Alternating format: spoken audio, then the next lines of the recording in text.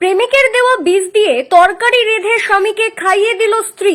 তারপর যা হলো, প্রেমিকের দিয়ে যাওয়া বিষ তরকারির সাথে মিশিয়ে সেই তরকারি স্বামীকে খাইয়ে মেরে ফেলার অভিযোগ উঠল স্ত্রীর বিরুদ্ধে।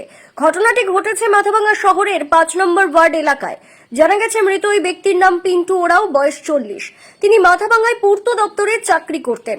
আর এই ঘটনায় মৃতের স্ত্রী বাপি মণ্ডলকে আটক করেছে পুলিশ। এদিকে জেরার মুখে মৃতের স্ত্রী বাপি মণ্ডল স্বামীকে মেরে ফেলার কথা স্বীকারও করেছেন। জানা গেছে মৃতের বাড়ি খোলটা এলাকায়। চাকরি সূত্রে তিনি মাথাভাঙ্গা ৫ নম্বর ওয়ার্ডে একটি বাড়িতে ভাড়া থাকতেন।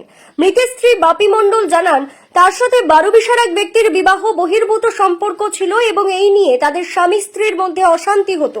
আর এর জেরেই তিনি তরকারিতে বিষ মেশান। তবে তার স্বামীকে মেরে ফেলার ইচ্ছে ছিল না তার।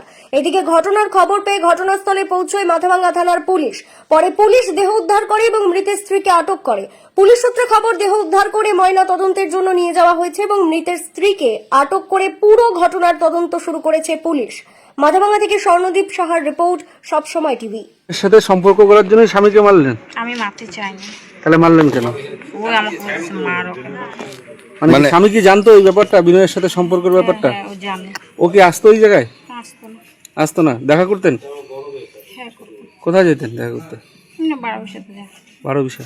তা আপনি কি মানে কালকে খাওয়ার মধ্যে বিষ মিশিয়ে দিচ্ছেন, ইচ্ছা করে মেরে ফেলছেন স্বামীকে? হ্যাঁ, আমাকে খুব জ্বালা যন্ত্রণা দিত। তার জন্য বিষ দিয়ে মেরে ফেলছেন? আপনার নাম কি? বাপ্পি মণ্ডল। হ্যাঁ, বাপ্পি মণ্ডল। কি মণ্ডল? বাপ্পি মণ্ডল। আপনার নাম বাপি মণ্ডল? আপনারা কি এখানে ভাড়া থাকতেন? হ্যাঁ, কতদিন যাবত? তো 1 বছর হয় না এখানে। আপনার স্বামী কি করতো? চাকরি করতো। কিসে? সার্ভিস। কি, কোন ডিপার্টমেন্টে? PWD। PWD। আচ্ছা, আপনার তার মানে কি- কতদিন হলে বিয়ে হয়েছে? আমার বিয়ে হয়েছে 15 বছর। 15 বছর। তার মানে কি আপনার ওই ওই যে মানে প্রেমিকের জন্যই আপনার স্বামীকে হত্যা করলেন এইভাবে? আমি হত্যা করতে চাইনি। তাহলে এইভাবে তাহলে মারলেন কেন তাহলে? আমি মারতে চাইনি। তাহলে বিষ যে মিশালেন ইসের সঙ্গে সবজিতে? কবে দিয়ে গেছিল বিনয় এই বিষটা আপনাকে? মানে এই বুদ্ধিটা আপনাকে কে দিয়েছিল? পরিকল্পনাটা কে করেছিল? বিনয়? হ্যাঁ, কবে আসছিল বিনয় এই বুদ্ধিটা দিয়েছিল? হইলো কয়েকদিন হলো। ফোনে বলছিল না আসছিল না দেখা করছিলেন? ফোনে আসছিল কিনা দেখা করে। মাথাভাঙা এসে দিয়ে গেছে ওষুধটা? হ্যাঁ। ঠিক আছে। তো এই দীর্ঘ 6-7 মাস হবে হয়তো আমার বাড়িতে ভাড়া থাকে। তো এখন ঘটনা হলো যে রাত্রেবেলায় নাকি বমি হচ্ছিল।